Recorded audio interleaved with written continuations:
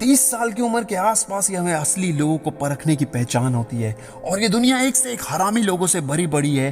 अगर आपने उनको पहचान लिया तो निश्चित तौर पे उनके धोखों से जिंदगी भर बचे रहोगे, उस नागिन लड़की के फरेब से बचे रहोगे जो आपको सिर्फ पैसे के लिए इस्तेमाल करती है या फिर अपने फायदे के लिए या फिर अपनी नीड्स के लिए इस्तेमाल करती है।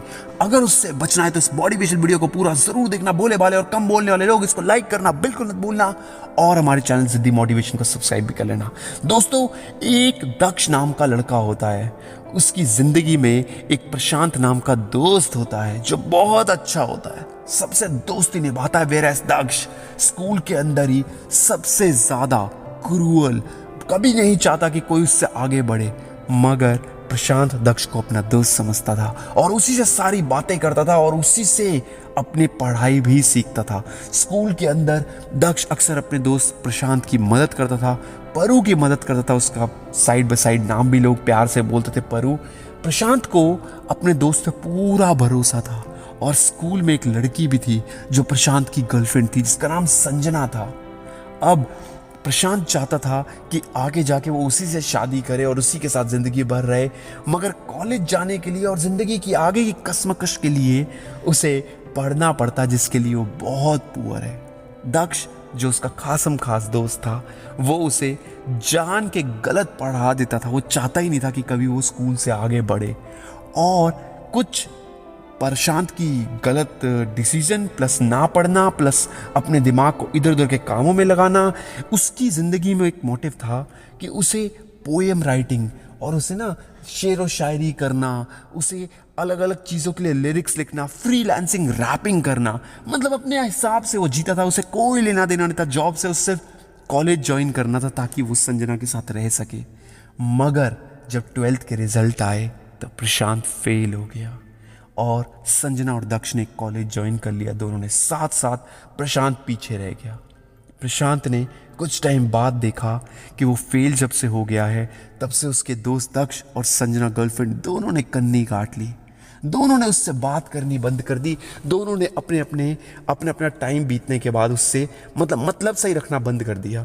अब ऐसे में प्रशांत बेचारा बड़ा परेशान, मैं क्या करूं क्या ना करूं और ऐसे में कैसे क्या करना चाहिए। प्रशांत को कुछ टाइम बाद रियलाइज हो चुका था कि दक्ष की साजिश थी उसे स्कूल में जान के फेल करने की, ढंग से ना पढ़ाने की, गलत गलत समझाने की और साथ ही साथ ये भी बोलने की कि ज़्यादा पढ़ाई में ध्यान मत दे, तेरे को पास ऐसे ही हो जाएगा, तो टेंशन मत ले। और कुछ परू अपने आप को भी उत्तरदायी ठहराता था कि उसने अपनी ज़िंदगी को उस टाइम पे सीरियसली नहीं लिया, मगर वो ये भी समझता था कि कोई फ़र्क नहीं पड़ता अगर वो एक चीज़ में कामयाब नहीं हो पाया। चलो, वक्त बीतने लगा और प्रशांत को समझ आ चुका था कि ये उन दोनों की साजिश है। चलो बढ़िया है, ठीक है, नफरतों के शहर में चालाकियों के डेरे हैं, यहाँ वो लोग रहते हैं जो तेरे मुंह पर तेरे और मेरे मुंह पर मेरे हैं। पर वो समझ चुका था और उन दोनों की जिंदगी से हमेशा के लिए गायब हो गया। बिल्कुल ना टेक्स्ट ना कॉल ना मैसेज, कोई लेना देना नहीं। दक्ष और संजना ने शादी कर ली। ये बात भी परू को पता लग चुकी थी। परू की मम्मी को छोड़ के इस दुनिया में किसी को भी प्रशांत पर भरोसा नहीं था कि वो जिंदगी में कुछ कर सकता है, मगर प्रशांत अपनी एक अलग ही धुन में था। वही अपनी शेर व शायरी करता रहा, छोटे छोटे काम करता रहा और धीरे धीरे अपने जीवन को व्यतीत करता रहा और उसे पता था कि एक ना एक दिन चीजें सब ठीक हो जाएंगी। कुछ देर की खामोशी है, फिर एक शोर आएगा। तुम्हारा सिर्फ वक्त आया है, हमारा दौर आएगा। प्रशांत धीरे धीरे अपने काम में फोकस करने लगा और 10 साल बाद स्कूल की यूनियन होती है। सारे स्कूल के दोस्त स्कूल के अंदर इकट्ठे होते हैं। पुराने दोस्त आपस में एक दूसरे से मिलते हैं, पुरानी बातें डिस्कस करते हैं और देखते हैं कौन कितनी बड़ी गाड़ी में आया, कौन कितना सक्सेसफुल है आज की डेट में। जो बातें बचपन में करी जाती थी, क्या जेन्युइनली आज कोई अमीर बन पाया?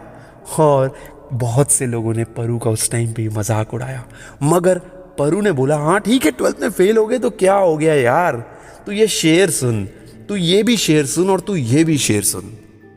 परू अपनी गर्लफ्रेंड के साथ आया था और पूरे स्कूल की रियूनियन में उससे ज़्यादा सेक्सी लड़की पूरे स्कूल के आसपास दूर दूर तक कोई नहीं हो सकती थी। इतनी सुंदर लड़की के साथ वो आया था और वो उसकी गर्लफ्रेंड थी। वेयर एस अपना दक्ष अपनी बीवी संजना के साथ आया और परू से मिला। और उसने बोला कि यार पुरानी बातें भूल जा, ख़त्म कर दे अब यहाँ पर। और फिर दक्ष बोला तो 12th फेल हो गया, कुछ कर भी पा रहा है ज़िंदगी में कि ऐसे ही रह जाएगा ज़िंदगी भर, कुछ कर रहा है, क्या कर रहा है आजकल? तो इस जवाब में परू कहता है कि मैंने एक जॉब करी थी, छोड़ दी। कि यार लाइफ को ऐसे वेस्ट मत कर, मेरी तरह कुछ बन जा। आज मेरी सेटल लाइफ है, 1,00,000-1,50,000 रुपए कमाता हूँ, 50-60 हज़ार बीवी कमाती है और मतलब अच्छी ज़िंदगी कट रही है। तू भी कुछ कर ले भाई, वरना ऐसे ही रह जाएगा। 10 साल बीत गए, तूने करा क्या? तूने क्या अचीव करा? तूने अपनी लाइफ में कुछ अचीव करा क्या? अब ये बात सुन के परू चुपचाप खड़ा रहा और सुनता रहा और कुछ नहीं बोला। थोड़ी देर बाद वो वॉशरूम गया, क्योंकि परू उस टाइम भी बहुत गुड लुकिंग लगता था। सर पे सारे बाल थे, चेहरे के अंदर एक अलग ही रूहानियत थी। संजना उसके एकदम पास आ गई और बोली आई मिस यू। और बीवी होने के बावजूद भी उसने परू को किस करने की कोशिश करी। परू ने उसे धक्का देते हुए बोला मुझे तुमसे दूर रहना है, पास मत आना, तुम नागिन हो, दूर रहो। सर झुकाने की आदत नहीं है, आंसू बहाने की आदत नहीं है। हम खो गए तो पछताओगे बहुत, क्योंकि हमारी लौट कर आने की आदत नहीं है। ये बोल के परू उसके मुंह पे उसकी बेइज्जती मार के बाहर आ गया और फिर मिला दोबारा दक्ष से। दक्ष के सामने आके बोलता है तू कौन सी गाड़ी में आया है? दक्ष से पूछता है तू कौन सी गाड़ी में आया है? तो वो कहता है यार मैं स्विफ्ट में आया हूँ। तुझे पता है मैं किस गाड़ी में आया हूँ?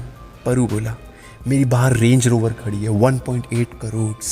ये जो मेरी गर्लफ्रेंड है ना, ये मेरी तीसरी गर्लफ्रेंड है और इसे पता है कि मेरी 3 गर्लफ्रेंड्स है, फिर भी ये मेरे साथ है क्योंकि मेरे पास पैसा बहुत है, मुझे कोई कमी नहीं। तुझे पता है क्या कि मैं अपने हिसाब से जीता हूँ, फ्रीलांसिंग करता हूँ, मौज भरी जिंदगी जीता हूँ और पैसे को पानी की तरह बहाता हूँ। गिरना भी अच्छा है, औकात का पता चलता है। बढ़ते हैं जब हाथ उठाने को तब अपनों का पता लगता है।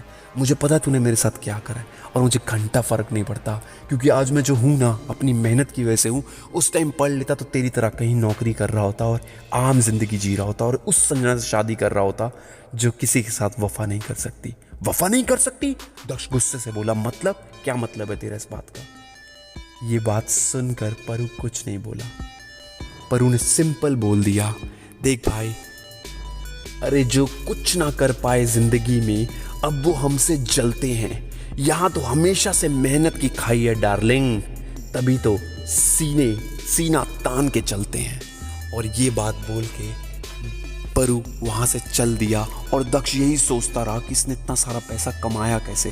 पता करा, गूगल पे सर्च करा और पता लगा कि वो अपनी शेर व शायरी पोएट्स को बेचता है, अपनी बुक्स में डालता है, अपने न्यूज़पेपर के अंदर अपनी शायरी को बेचता है, जगह जगह न्यू जितने सिंगर्स आते हैं उनको अपना रैप सॉन्ग लिरिक्स लिख के बेचता है और उसी से वो खूब सारे पैसे कमा चुका है। ये बात सुन के दक्ष को रियलाइज़ हुआ कि वो बहुत बड़ा चूतिया है। दोस्तों